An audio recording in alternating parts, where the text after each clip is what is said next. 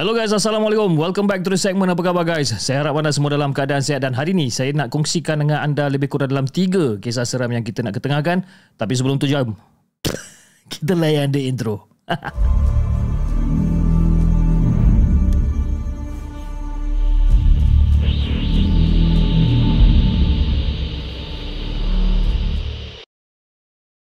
Okey, intro pun kita dah settle. Okey, saya minta maaf sebab tersasul sedikit tadi. Okey, saya harap anda semua dalam keadaan sihat dan kepada siapa yang masih lagi belum tekan butang subscribe, saya harap anda boleh tekan butang subscribe sekarang. Okey, butang subscribe tu percuma je guys. Okey, just tekan and then jangan lupa tekan bell notification supaya bila saya upload ataupun kita ada rancangan-rancangan yang terbaru, anda akan mendapat notification daripada pihak YouTube. Okey, kalau anda tengok sekarang ni, saya punya baju ni pun sekarang macam ada macam ada basah-basah sikit, okay, disebabkan saya punya studio ni macam agak panas, aircon tak berfungsi sekarang ni.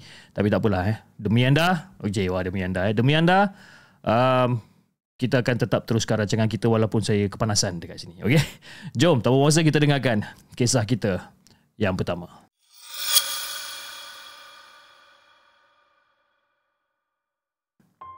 Okay, kisah yang pertama ni, dia terjadi sekitar tahun 2008 ataupun 2009 macam tu lah.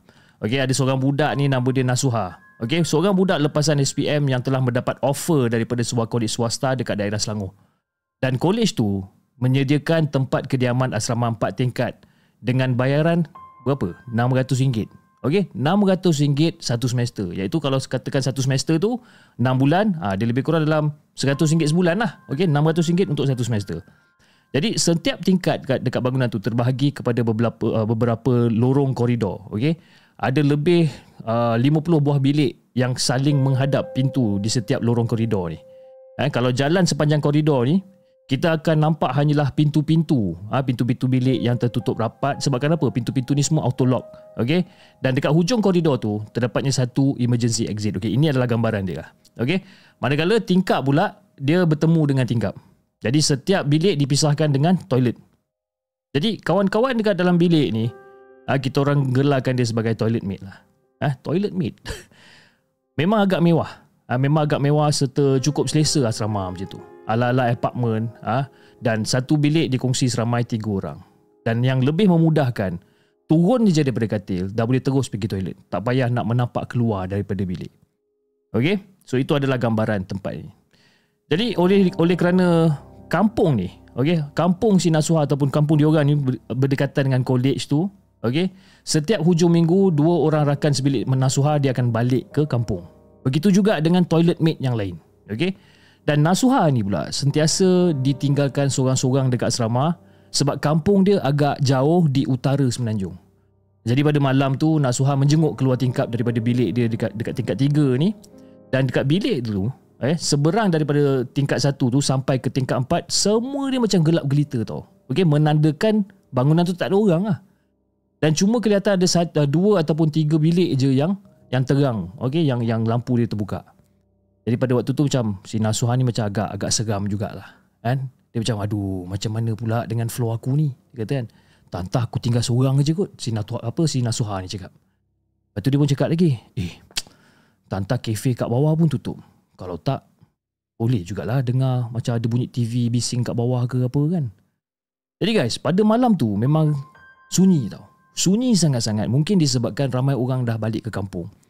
Jadi suasana dekat sekeliling yang sangat-sangat gelap dan sunyi tu, dia telah membuatkan Nasuha ni lebih cepat mengantuk.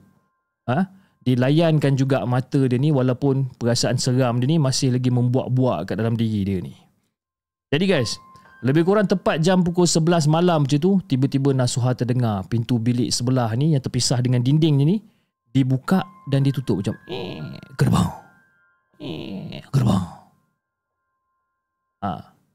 Basically bunyi tu macam seolah-olah macam ada orang masuk dalam bilik tu, kan? Lepas tu dia terdengar macam orang buka switch lampu, kan, dekat bilik sebelah ni.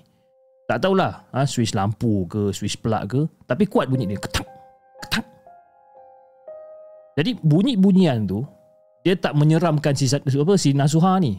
Sebabkan apa? Dia rasa macam alhamdulillah ada juga orang kat bilik sebelah ni kan. Jadi perasaan lega lah. Si Nasuha ni rasa lega sebab kan nampaknya bukan dia seorang je ada dekat floor tu yang tak balik kampung. Jadi begitulah sepanjang weekend. Bersambung sepanjang study week, seterusnya sepanjang semester. Jadi setiap kali dia tinggal seorang-seorang, bunyi-bunyi itulah yang akan menemani dia, dan secara tak langsung bunyi-bunyi itu membuatkan Nasuha ni rasa lega. Sebab dalam kepala otak dia, dia fikir, okey, ada orang, okey, ada setengah-setengah budak yang tak balik kampung. Tapi guys, kadang-kadang lebih kurang dalam pukul 2-3 pagi tu, benda-benda tu bagi bunyi lagi. Bunyi, dan yang pelik dia, hanya selepas pukul 11 malam ke atas je benda tu berbunyi. Kadang-kadang si Nasuha ni duk fikir juga kan, macam siapa dekat bilik sebelah ni? Aku tak pernah bertembung pula dengan dia ni. Dia cakap kan, rupa paras bilik budak sebelah ni pun, rupa paras budak bilik sebelah ni pun, dia pun tak tahu macam mana. Dia kata dia tak pernah tengok. Kalau katakanlah dia dapat tengok, dia dapat kenal, naklah juga ajak pergi makan sama-sama ke apa kan, tapau makan ke apa. Jadi kalau hari biasa dekat situ, hostel penuh, tak ada pula dengar bunyi-bunyi pintu terbuka tertutup, bunyi switch segala bahagian, dia tak dengar.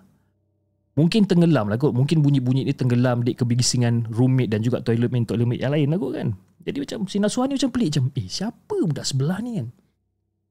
Jadi yang menjadi kemuskilan pada si Nasuha ni, baik pagi, baik petang, kalau dia pergi ke kelas, dia memang tak pernah bertembung pun dengan budak bilik sebelah ni. Jadi si Nasuha ni pun macam, pelik lah budak ni, tak pergi kelas ke? Jadi guys, sehinggalah habis semester dan masuk semester baru pun, Nasuha tetap tak berjumpa dengan budak bilik sebelah ni. Jadi ketika semester kedua tu baru bermula, jadi pada kebiasaannya roommate ataupun toilet mate akan keluar, akan keluar dan juga bertukar. Tapi nasib Nasuha ni agak baik sebab mendapat bilik yang sama atas persetujuan roommate dia yang lain. Sebabkan apa? Bagi Nasuha, dia lebih selesa dengan suasana bilik tu dan tak nak bertukar dengan bilik yang baru. Dia tak nak tukar suasana baru. So basically si Nasuha ni, dia dah duduk dekat dalam dia punya comfort zone tau. Jadi dia akan buatlah negotiation dengan kawan-kawan dia yang lain sama yang dia tak nak tukar bilik. Cumanya toilet mate dia orang je yang bertukar. Jadi toilet mate baru study course yang sama dengan roommate Nasuha. Dan dia orang ni selalu buat study group dekat bilik Nasuha. Dalam 3 ataupun 4 orang, memang akan selalu pergi ke bilik Nasuha buat study kat situ. Jadi oleh disebabkan dah selalu sangat nampak muka dan dah nampak muka budak-budak ni, diorang pun dah jadi kawan dan sebagainya. Dan Nasuha pun ada juga bertanya dekat budak-budak ni, kan? Yang seorang budak ni dia tanya kat seorang budak, nama budak ni Zai, yang daripada semester lepas dia duduk dekat bilik mana. Dan menurut pada kata Zai, yang dia tu dulu duduk dekat bilik sebelah. Lepas tu macam si Nasuha macam, rupa-rupanya kau lah yang duduk sepanjang semester temankan aku dengan bunyi-bunyian tu kan. Bunyi buka pintu, tutup pintu, buka switch, tutup switch ni. Kan? Si Nasuha cakap macam tu. Lepas tu dia pun tersenyum lah. Lepas tu budak tu cakap, tapi Suha, aku duduk kat bilik tu seminggu je. Lepas tu aku minta tukar bilik. Tak tahan, asyik kena kacau je. Si Zai cakap macam tu kat Nasuha. Jadi si Nasuha macam terkejut lah. Macam, ya ke? Kan? Seminggu je kau duduk? Seminggu je aku duduk kat situ. Lepas tu aku minta tukar bilik katanya. Dan pada waktu tu si Zai pun buka lah cerita, yang setiap malam pukul 11 ke atas, kadang-kadang tu waktu macam tengah-tengah malam macam tu, Zai dia akan ternampak perempuan berbaju putih lusuh duduk mencangkung dekat tengah-tengah bilik air menghadap ke arah bilik diorang. Dan perempuan tu pula berambut panjang mengurai sampai ke lantai. Dan walaupun masuk pada waktu tu pintu yang memisahkan diorang ni, diorang tahu yang perempuan tu masih ada dekat situ duduk mencangkung kat situ. Jadi Zai dengan roommate dia sanggup pergi bilik kawan dekat floor bawah dan tumpang toilet dekat floor bawah tu sebabkan apa? Dah tak tahan, asyik kena ganggu. Most of the night, boleh dikatakan setiap malam diganggu dekat situ. Jadi selepas Zai dengan roommate dia menceritakan apa yang terjadi dekat bilik diorang ni kepada warden, serta-merta warden bagi pindah bilik dan juga pindah apartmen. Dan bilik tu ditutup terus. Basically bilik tu diorang dah seal terus, tak ada penghuni lagi. Jadi toilet mate Zai pun sama juga, berpindah ke apartmen lain. Dan segala-galanya tu telah diceritakan oleh Zai dan disahkan sendiri oleh roommate Nasuha bahawasanya si Zai ni memang dah berpindah bilik pun. Dia duduk kat situ seminggu je. Jadi pada waktu tu si Nasuha baru sedar lah yang sebenarnya ada benda lain yang temankan dia sepanjang semester lepas. Kau bayangkan. Tapi Nasuha ni kira nasib baik guys. Nasib baik sebabkan apa? Dia tak pernah bertembung muka dengan entiti tersebut. Satu semester which is basically 6 bulan. Okay, 6 bulan si Nasuha tu duduk kat situ sepanjang dia tak balik kampung. Dia kena kacau dengan benda tu. Tapi dalam kepala otak dia duduk fikir, oh mungkin roommate dia yang balik, roommate dia yang masuk dalam bilik dan sebagainya. Siapa yang pernah kena pengalaman macam ni guys? Basically ialah korang yang mana yang belajar dekat UiTM Shah Alam, korang belajar dekat kolej sana kolej sini, yang duduk dekat asrama, pernah tak kena kacau macam ni? Kan? Yang korang rasa macam bilik sebelah ni ada orang, tapi sebenarnya bilik sebelah tu tak ada orang. Kan? Cuba kongsikan kisah anda ataupun kongsikan pengalaman anda di ruangan chat, ataupun anda boleh hantar email kepada kami di hellosegment@gmail.com. Okey, itu adalah kisah yang pertama tentang si Nasuha ni. Okey guys, jom tanpa masa kita bacakan kisah yang kedua.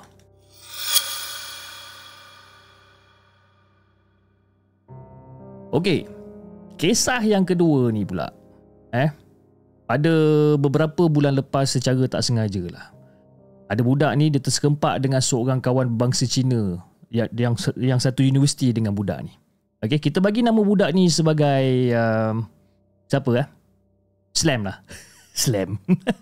Okey, kita bagi nama budak ni sebagai Slam. Okey, so basically dia ada terjumpa dengan kawan dia yang berbangsa Cina dekat universiti dengan dia dulu. Okey, Melan nama kawan Cina ni. Dan kebetulan pula masa tu si Slam ni baru je balik daripada klinik dan mendapat cuti sakit lebih kurang dalam 2 hari MC. Okey. Jadi dalam perbualan diorang ni mengimbas kenangan lama semasa dekat universiti dulu, si Melan ni ada menceritakan misteri yang terjadi ni kepada 2 orang adik-beradik Aming. Aming dengan Melan ni memang jaranglah si Slam ni berjumpa sepanjang dia berada dekat universiti dulu. Okey. Dan si Aming ni adalah salah seorang pelajar yang sangat-sangat pandai, tapi seorang yang pendiam. Pendiam dan kebanyakannya masanya telah dihabiskan dengan membaca buku, buat study dan sebagainya. Dan ni jenis yang bukan buang masa punya orang lah. Okey. Tapi agak malang nasib si Aming ni. Dalam semester dia yang terakhir ni, ibu bapa Aming telah mengalami kemalangan dan meragut kedua-dua nyawa orang tua dia ni. Jadi tinggallah Aming bersama dengan 2 orang adik perempuan dia, iaitu nama adik perempuan dia Winnie dan juga Liling. Jadi ibu bapa Aming ni dia tak ada saudara mara. Okey. Basically si Aming ni tinggal sebatang kara lah dengan adik-adik dia yang lain, dan diorang tinggal dekat kondominium peninggalan mak bapak diorang ni. Jadi diorang ni bertiga ni dah kira jadi anak yatim piatu lah. Anak yatim piatu yang tak ada guide daripada orang yang lebih tua. Kan? Jadi berbekalkan sedikit duit simpanan daripada mendiang ibu bapa dia ni. Ibu bapa daripada mendiang mak bapak dia ni, Aming meneruskan pembelajaran dia dekat universiti dan sekolahkan adik-adik dia yang lain. Kira si Aming ni kira orang kata seorang budak yang sangat bertanggungjawab lah. Dan nasib Aming ni sangat-sangat baik setelah tamat pengajian. Dan Aming telah ditawarkan pekerjaan yang sangat-sangat bagus. Sangat-sangat bagus dengan gaji dia yang agak lumayan di sebuah syarikat swasta yang terletaknya dekat Kuala Lumpur. Senang cerita kehidupan Aming tu dia berubah tau. 360 darjah dia berubah. Kan? Jadi bebanan yang harus dipikul oleh si Aming ni amat berat. Okey, sebagai seorang abang yang kena menjaga 2 orang adik perempuan dia yang masih lagi orang kata meningkat usia remaja ni. Untuk memastikan segala keperluan adik-adik ni disediakan. Jadi si Aming ni kadang-kadang dia rasa stres. Dia rasa stres dan dia membuatkan kelakuan Aming ni semakin lama menjadi tak terkawal. Okey? Yalah, tak ada siapa-siapa yang guide dia. Aming seorang-seorang kan, dia jadi macam stres lah. Stres, lepas tu dia jadi macam liar dan sebagainya. Okay, si Aming ni selalu balik lambat, selalu balik lewat malam. Kadang-kadang dekat hujung minggu dia tak balik langsung ke rumah. Pergi kelab malam, pergi foyer, pergi minum arak dan sebagainya. Dan benda-benda ni semua menjadi teman dia. Setiap malam tau, pergi berpoya-poya, tonggang dan sebagainya. Jadi teman dia. Kira life dia dah jadi macam tu lah. Dan boleh dikatakan setiap kali balik ke rumah, memang bau arak memang teruk lah dekat diri dia ni. Memang kita boleh bau. Jadi pada satu malam minggu tu, kira-kira lebih kurang dalam pukul 3 pagi macam tu, Winnie adik pada si Aming ni menerima satu panggilan daripada pihak polis mengatakan bahawa yang si Aming ni telah orang kata mengalami kemalangan jalan raya ataupun aksiden, dan kereta dia ni terbalik dekat tengah-tengah jalan akibatkan dia kata memandu dalam keadaan yang mabuk. Jadi polis ni pula dia minta supaya si Winnie dia datang ke hospital untuk mengecam mayat abang dia ni. Kan? Sama ada betul ke yang mati ni adalah abang dia, iaitu si Aming. Okay? Jadi setelah segala urusan dekat krematorium selesai, lepas tu diorang pun dah tanam mendiang Aming ni dijalankan dengan penuh adat istiadat Cina ni. Jadi pulanglah, okey, baliklah si Winnie dengan Liling ke rumah dengan perasaan yang sangat-sangat sedih. Yalah, tinggal dua beradik je. Mak bapak dah tak ada, Aming pula mati, tinggal diorang dua. Kan? Dah tak ada lagi orang kata tempat nak bergantung. Jadi terpaksalah diorang dua ni menjaga sesama sendiri untuk meneruskan hidup walaupun dalam usia remaja, kan, diorang terpaksa teruskan kehidupan diorang ni. Okey guys, pada satu malam ni, kira-kira lebih kurang dalam 3 hari selepas perkebumian mendiang Aming ni, Winnie dan Liling ni telah menerima macam gangguan tau. Kadang-kadang diorang ni macam terdengar bunyi bising dekat dalam bilik abang diorang, seolah-olah macam ada orang dekat dalam tu. Tapi bila diorang buka bilik tu, tak ada siapa-siapa pun. Dan selalu juga barang-barang dekat dalam bilik abang dia ni berubah-ubah tempat dia ni. Sebagai contoh lah, okay, dekat dalam bilik tu ada komputer, ada laptop. Mula-mula laptop tu dekat atas meja. Tapi lepas setengah jam, lepas 1 jam, dia tengok laptop tu dekat atas katil. Laptop tu dekat atas lantai. Dia macam tu. Barang dia berubah-ubah. Kan? Dan kadang-kadang dekat dalam bilik abang dia ni pun, fan terpasang dengan sendiri. Aircon terpasang dengan sendiri. Cerita pasal aircon panas lah pula. Aircon pasang dengan sendiri. Kan? Jadi si Winnie dengan Liling ni dah rasa pelik tau, rasa pelik, rasa seram, tapi dia biarkan je gangguan tu berlaku, serta diorang ni tak memperdulikan langsung dengan gangguan tu dan berharap sangat-sangatlah supaya gangguan tu pergi dengan segera. Tapi guys, yang lebih menyeramkan, hampir setiap malam Winnie dengan Liling ni diganggu oleh roh abang diorang dalam mimpi tu. Dan disebabkan gangguan ni makin lama makin ekstrim, si Winnie dan juga Liling ni pergilah berjumpa dengan seorang bomoh Cina dekat sebuah kampung. Dan menurut kata pada bomoh Cina tu, roh abang diorang ni tak tenteram. Okey, roh mendiang Aming ni tak tenteram. Yang abang diorang ni rindukan, bukan rindukan adik-adik dia, tapi rindukan barang-barang kepunyaan dia ketika dia masih hidup. Jadi si bomoh tu kata untuk tenteramkan roh abang dia ni, bomoh tu mencadangkan supaya si Winnie dengan Liling ni membuat patung atau barang-barang replika yang dibuat daripada kertas dan bakar dekat atas kubur abang diorang ni. Jadi oleh disebabkan tu, banyaklah diorang cipta replika-replika harta dan juga barang-barang mewah yang pernah dimiliki oleh abang dia si Aming ni. Diorang buat, diorang tempah, rumah, kereta, duit, jam tangan Rolex, television, peti sejuk, laptop, segala macam ni semua dalam bentuk replika ni. Dan akhir sekali adalah handset yang mahal yang baru dibeli oleh mendiang sebelum dia meninggal dunia. Diorang create, diorang bina semua replika-replika ni. Suit mewah dan juga kasut berjenama yang paling disayangi oleh mendiang pun si Winnie dengan Liling pun pakaikan semasa penguburan mendiang dulu. Jadi setelah segala replika dibakar dekat atas kubur mendiang Aming ni, si Winnie dengan Liling dah tak menerima apa-apa lagi gangguan daripada roh abang dia dekat dalam mimpi. Jadi boleh dikatakan malam-malam diorang yang seterus tu macam agak tenteram jugalah. Diorang pun dapat tidur dengan tenang, dapat tidur dengan lena disebabkan tak ada lagi gangguan daripada roh abang dia ni. Diorang dah lama tau tak menikmati tidur diorang dengan elok kan. Tapi on that particular time diorang tidur lena. Tapi guys, selang 2 hari lepas tu, pada satu malam ni, tiba-tiba bunyi handset Winnie ni berbunyi tau. Dia seakan-akan macam ada SMS ataupun WhatsApp message yang masuk ke dalam handset dia ni. Jadi si Winnie ni pun capai handset dia ni. Lepas tu pergi tengoklah message kat dalam tu. Message baru masuk. Dan masa dia baca message yang baru masuk ni, alangkah terkejutnya si Winnie ni. Nombor yang menghantar pesanan ringkas ataupun WhatsApp message tu adalah nombor handset milik abang dia yang dah mati ni guys. Jadi si Winnie ni tak cerita banyak. Terjerit-jerit. Meremang bulu roma saya nampak tu. Nampak ke tak nampak ni? Oi. Tu dia. Dia dah sampai dah. Kan? Jadi pada waktu tu si Winnie menjerit panggil si Liling ni untuk tengok apa benda yang tertulis dekat dalam mesej tu. Jadi guys, pada waktu tu dalam tangan Winnie ni terketar-ketar tu. Dia pegang handset masa tu, dia macam menggigil-gigil, pegang handset menggigil-gigil ni dengan perasaan yang berdebar-debar ni. Jadi si Winnie dan juga Liling ni cuba untuk baca mesej tu. Jadi mesej tu, apa benda yang mesej tu tulis? Kata, adik, charger handset ni kat mana? Oh, charger handset kat mana? Si roh abang dia ni tanya charger handset tu kat mana? Jadi keesokan harinya tu, si Winnie dengan juga Liling segera menunaikan permintaan terakhir abang itu. Dan sejak daripada hari tu, Winnie dengan Liling tak lagi diganggu oleh roh mendiang si Ameng ni. Ini cerita. Okey. Mungkin kita ada yang percaya, ada yang tak percaya cerita ni, tapi bagi saya tak kiralah betapa peliknya cerita seram ni, betapa peliknya cerita-cerita hantu ni, tak ada benda yang mustahil. Okey, tak ada benda yang mustahil. Mainan orang kata, mainan daripada jin dan syaitan. Benda-benda macam ni memang tak ada benda yang mustahil, guys. Okey, mungkin ada setengah yang percaya, ada setengah yang tak percaya, tapi kita anggap je lah cerita ni sebagai satu hiburan semata-mata. Okey, janganlah kita kita menghentam dan mengecam, tak elok buat macam tu itu adalah cerita tentang mendiang Ameng, Winnie dan juga Liling. Kira watak slam tadi tu sekejap je. Watak slam tu tadi sekejap je. Okey. Tamu masa, jom kita bacakan kisah kita yang ketiga.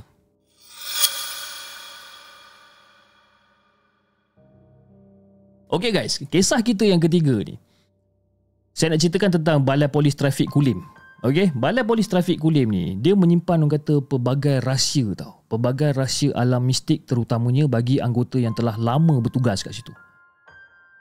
Dan benda ni, ataupun dia ni mula digunakan pada tahun 1906 kalau tak silap, oleh British sebelum Jepun menjajah tanah Melayu. Dan menurut daripada beberapa peniaga Cina yang masih lagi menjalankan perniagaan kedai kopi diorang dekat sekitar Balai Polis Kulim ni, yang sekarang ni diorang dah berusia antara 70 ke 80 tahun ni, berkata tapak di mana bangunan Balai Polis tu dibina sememangnya berpuaka, guys. Okey, dan merupakan tempat di mana puluhan tali barut British diikat dan kemudian dia ditembak beramai-ramai oleh tentera Jepun. Kan? Jadi walaupun alam tiga dimensi ni sukar untuk kita percayai, tapi memang benda ni wujud.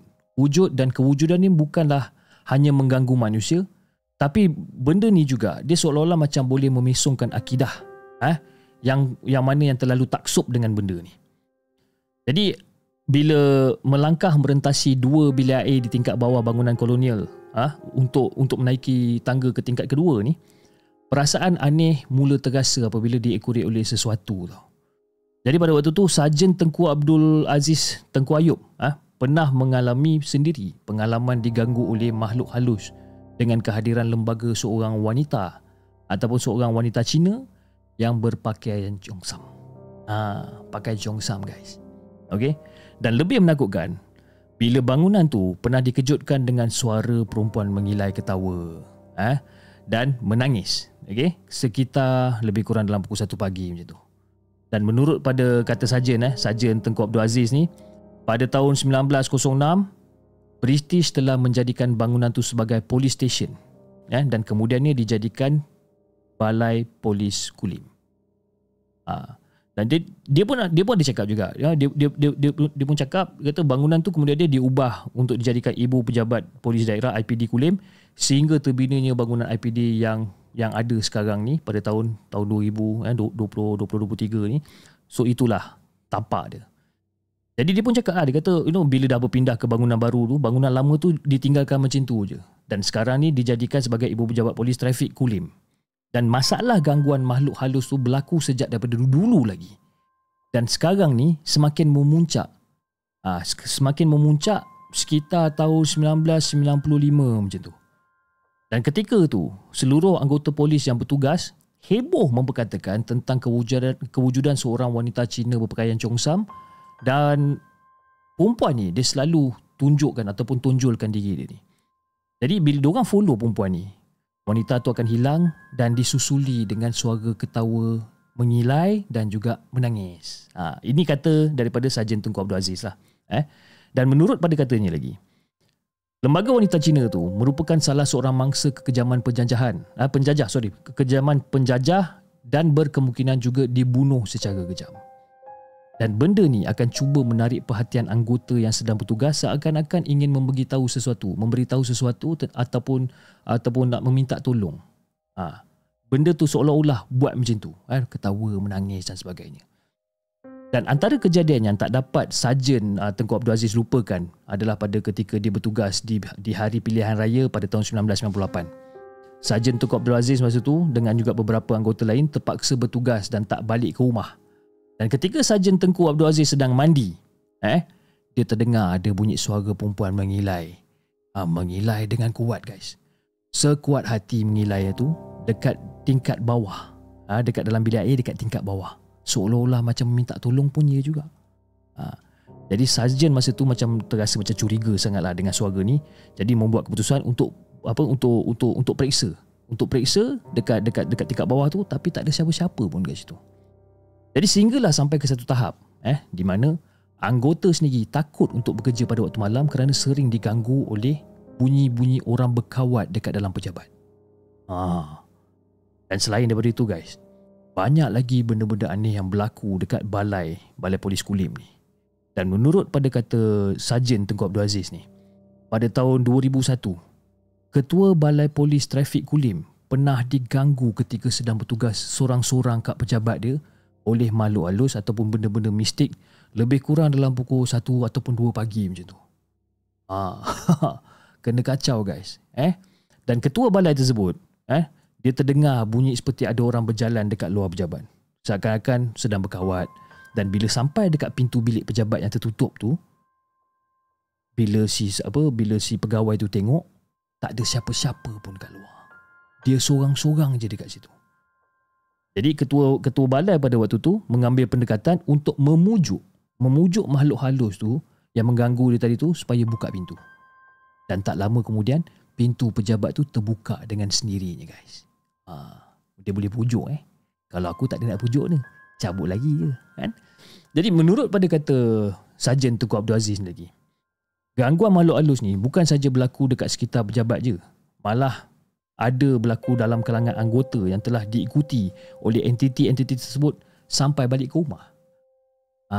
Jadi sementara tu masalah ni dah dimaklumkan kepada Ketua Polis Daerah Kulim, Superintendent Guzlan Saleh, dan beliau telah mengadakan bacaan Yasin, solat hajat dan juga tahlil di tingkat 2 bangunan tersebut pada Ramadan yang lalu.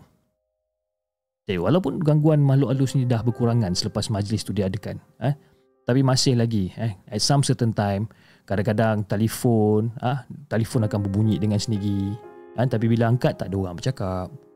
Dan sampai sekarang kemunculan dan juga kewujudan kejadian mistik yang menghantui Balai Polis Trafik Kulim ni masih lagi menjadi tanda tanya